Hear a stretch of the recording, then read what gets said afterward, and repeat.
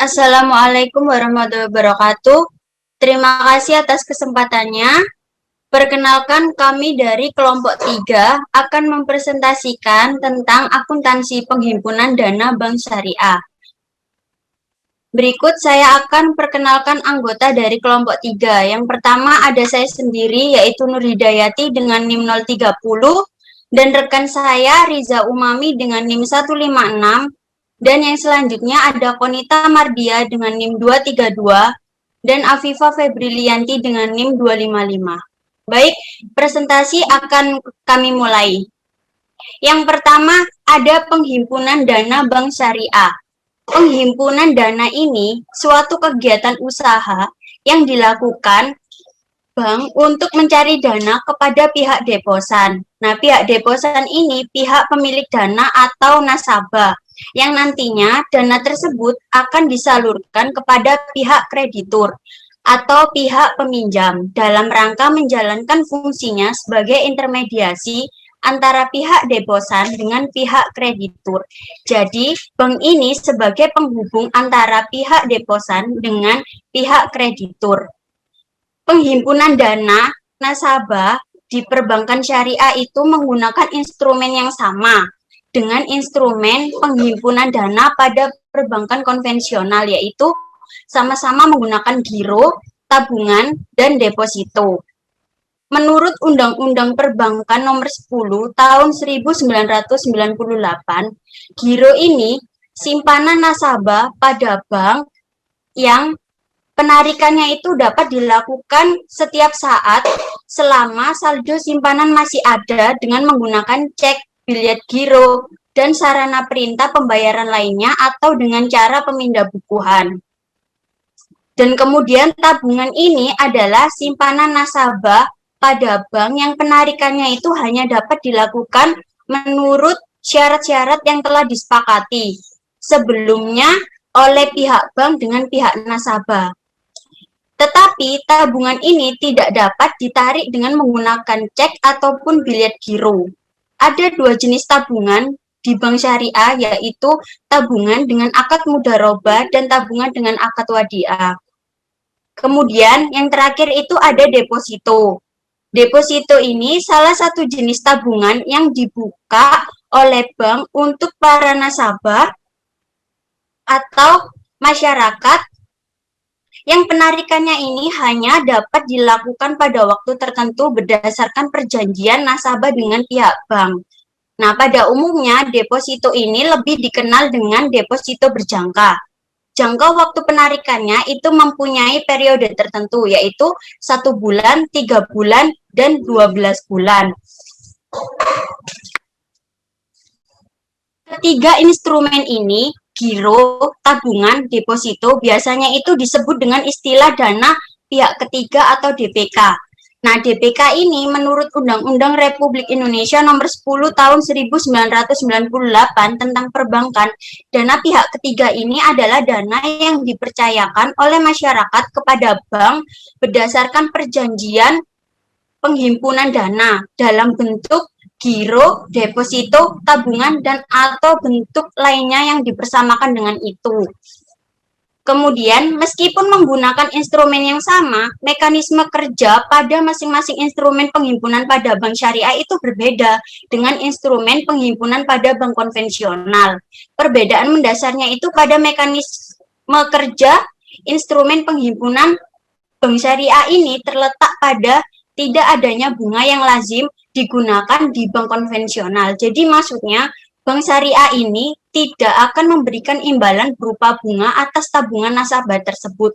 Tetapi bank syariah ini akan memberikan jenis bagi hasil yang akan didapatkan oleh para nasabah nantinya. Nah, pada bank syariah, klasifikasi penghimpunan dana itu tidak didasarkan pada nama instrumen, melainkan berdasarkan prinsip yang digunakan. Berdasarkan Fatwa Dewa Syariah Nasional, prinsip penghimpunan dana yang digunakan dalam bank syariah itu ada dua, yaitu prinsip wadiah atau titipan dan prinsip mudharabah atau bagi hasil. Baik, sekian presentasi dari saya. Selanjutnya akan dijelaskan oleh rekan saya. Terima kasih. Terima kasih atas kesempatannya.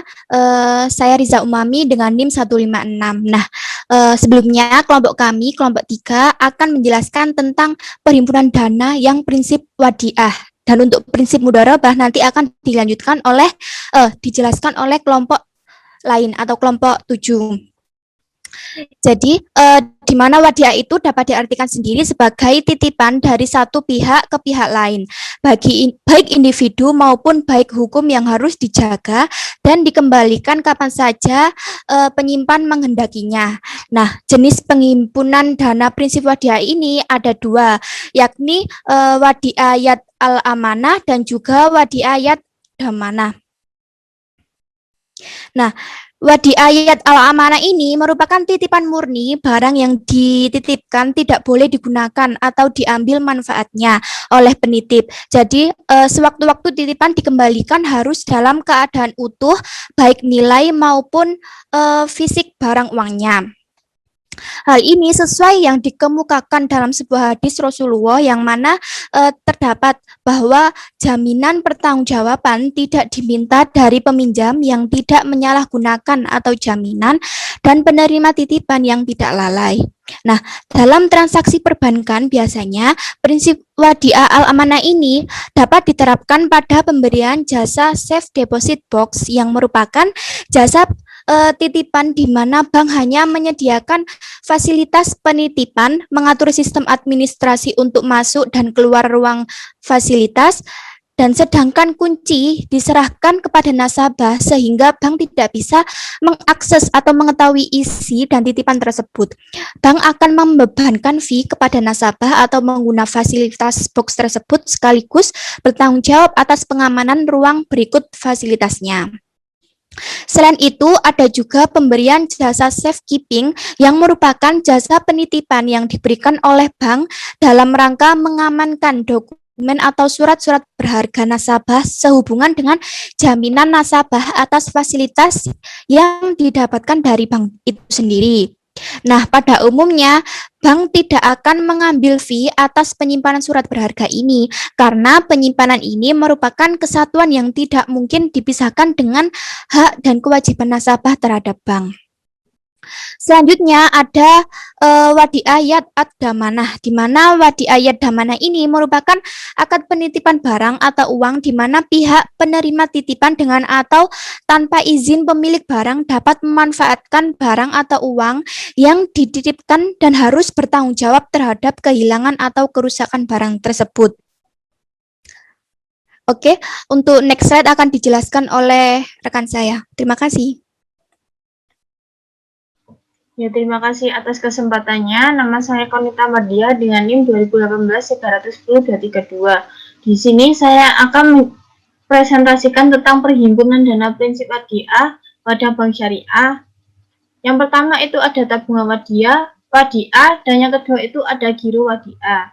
Nah, tabungan wadiah yaitu tabungan yang dijalankan berdasarkan akad wadiah, yakni titipan murni yang harus dijaga dan dikembalikan setiap saat sesuai dengan kehendak pemiliknya. Terkait dengan produk tabungan wadiah, bank syariah itu menggunakan akad wadiah ayat ad-damanah. Dalam hal ini, nasabah itu bertindak sebagai prinsip yang memberikan hak kepada bank syariah untuk menggunakan atau memanfaatkan uang atau barang titipannya. Sedangkan bank syariah bertindak sebagai pihak yang dititipi dana atau barang yang disertai hak untuk menggunakan atau memanfaatkan dana atau barang tersebut. Sebagai konsekuensinya, bank itu bertanggung jawab terhadap keutuhan harta titipan tersebut serta mengembalikannya kapan saja kepada pemiliknya. Di sisi lain, bank juga itu berhak sepenuhnya atas keuntungan dari hasil pemanfaatan harta titipan tersebut. Dalam tabungan wadiah, bank dengan nasabah itu tidak boleh mensyaratkan pembagian hasil keuntungan atas pemanfaatan harta tersebut. Namun, bank tersebut itu juga diperbolehkan untuk memberikan bonus atau fee kepada pemilik harta titipan selama tidak disyaratkan di muka. Dengan kata lain, pemberian bonus itu merupakan kebijakan bank yang bersifat sukarela. Selanjutnya yaitu giro wadiah. Giro wadiah itu merupakan giro yang dijalankan berdasarkan akad wadiah, yakni titipan murni yang setiap saat itu dapat diambil jika pemiliknya menghendaki. Dalam konsep wadiah, yang ada mana pihak yang menerima titipan boleh menggunakan atau memanfaatkan uang atau barang yang dititipkan. Hal ini itu berarti wadiah mana mempunyai implikasi hukum yang sama dengan qard, yakni nasabah bertindak sebagai pihak yang meminjamkan uang dan bank bertindak sebagai pihak yang dipinjami. Dengan demikian, pemilik dana dan bank tidak boleh saling menjanjikan untuk memberikan imbalan atau penggunaan atau pemanfaatan dana atau barang titipan tersebut. Dalam kaitannya dengan produk giro, Bank Syariah itu menerapkan prinsip wadiah damana, yakni nasabah bertindak sebagai penitip yang memberikan hak kepada Bank Syariah untuk menggunakan atau memanfaatkan uang atau barang titipannya. Sedangkan Bank Syariah tersebut itu bertindak sebagai pihak yang dititipi yang disertai hak untuk mengelola dana titipan dengan tanpa kewajiban memberikan bagi hasil dari keuntungan pengelolaan dana tersebut. Namun, Bank Syariah itu diperkenankan untuk memberikan insentif tanpa bonus atau fee dengan catatan tidak diperjanjikan sebelumnya. Nah, presentasi selanjutnya akan dijelaskan oleh rekan saya. Terima kasih.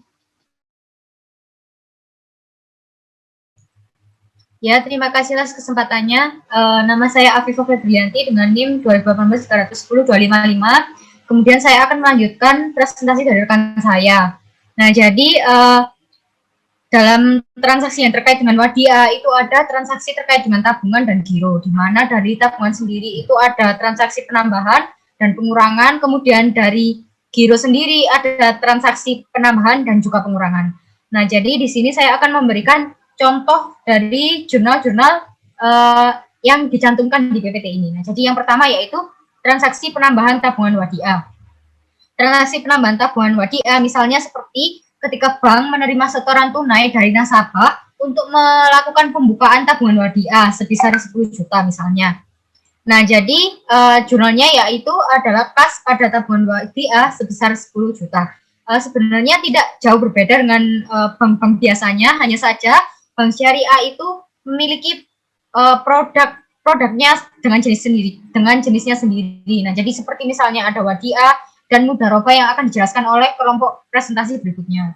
Nah, kemudian yang kedua yaitu misalnya seperti nasabah menerima transfer dari nasabah lain yang banknya itu berasal dari cabang kota Surabaya. Jadi nanti jurnalnya adalah RAK cabang kota Surabaya pada tabungan wadiah sebesar 5 juta.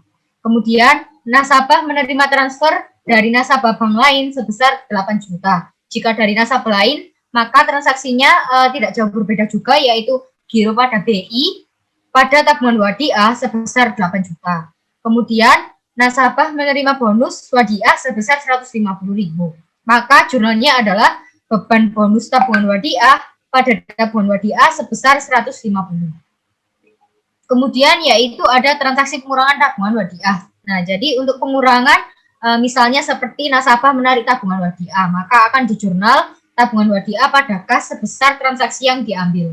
Kemudian ada lagi nasabah mentransfer dari rekeningnya ke rekening tabungan nasabah Bank Cabang Kota Mojokerto misalnya. Jadi nanti jurnalnya adalah tabungan wadiah pada RAK Cabang Kota Mojokerto sebesar nominalnya. Kemudian nasabah mentransfer dari rekening ke rekening nasabah dari bank lain sebesar 800.000. Maka tabungan wadiah pada giro BI sebesar 800.000. Sebenarnya jurnalnya itu tidak berbeda dengan jurnal bank yang pernah kita pelajari dahulu, hanya saja produknya itu berbeda. Nah, kemudian yang berikutnya yaitu ada transaksi penambahan giro wadiah. Transaksi penambahan giro wadiah misalnya seperti bank menerima setoran tunai pembukaan giro wadiah sebesar 5 juta. Berarti jurnalnya kas pada giro wadiah sebesar 5 juta. Kemudian nasabah menerima transfer dari rekening cabang Mojokerto, maka jurnalnya yaitu RAK cabang kota A pada giro wadiah sebesar 10.000 atau 10 juta. Nah, kemudian nasabah menerima biliet giro sebesar 3 juta dari bank lain, maka jurnalnya giro pada BI pada giro wadiah sebesar 3 juta. Kemudian nasabah menerima bonus giro wadiah sebesar 200.000, maka beban bonus giro wadiah pada giro wadiah sebesar 200.000. Yang terakhir yaitu transaksi pengurangan giro wadiah. Nah, jadi transaksi pengurangan giro wadiah misalnya seperti transaksi nasabah menggunakan cek untuk mencairkan dana, yaitu menggunakan rekening giro wadiah, maka jurnalnya adalah giro wadiah pada kas sebesar 8 juta. Kemudian ada lagi seperti nasabah menggunakan bilet giro untuk mentransfer kepada nasabah giro Bank Cabang Kota Mojokerto, maka giro wadiah pada RAK Cabang Kota Mojokerto sebesar 6 juta. Kemudian nasabah menggunakan bilet giro untuk mentransfer ke nasabah giro bank lain, maka giro wadiah pada giro Bank Indonesia sebesar transaksinya. Kemudian dipotong giro wadiah nasabah untuk administrasi sebesar 100.000, untuk pajak sebesar 20.000, yaitu 20% dari bonus yang diterima. Maka jurnalnya ada dua, yaitu giro wadiah pada pendapatan administrasi sebesar 100.000, kemudian untuk mencatat pajaknya yaitu giro wadiah pada titipan kas negara sebesar 20.000. Mungkin itu saja presentasi dari kelompok kami. Selebihnya kami mohon maaf. Kemudian wassalamualaikum warahmatullahi wabarakatuh.